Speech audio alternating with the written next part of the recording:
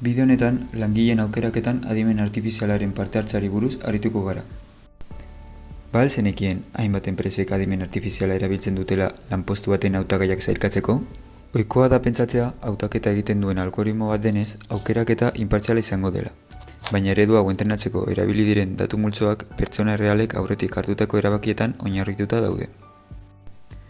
2018an Amazon enpresak kontratazioan erabiltzen zuen algoritmoan alde batera uzten zituen emakumeekin erlazionatutako informazioa zuten kurrikulumak eta puntuak kentzen zizkien emakumeentzako unibertsitateetan graduatutako hautagaiei.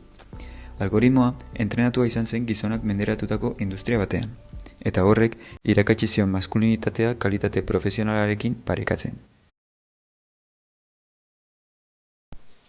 Arazo hauei konponbidea emateko garrantzia handikoa da adimen artifizialeko ereduak irakasteko erabiltzen diren datuak aniztasun handikoak eta orekatuak izatea. Proposatzen da ere horrelako prozesuetan ereduen erabilera gardenagoa izatea, alborapen posibleen detekzioa eta konponketa errazteko.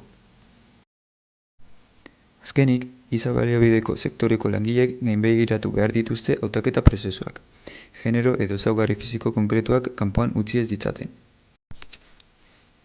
Eta adimen artifizialaren erabilpen okerrak berdintasunean eragin dezakeen arriskuetan formazioa eduki behar dute. Adimen artifizialeko tresnak erabiltzea iraultza bat izan da kontratazioen arloan.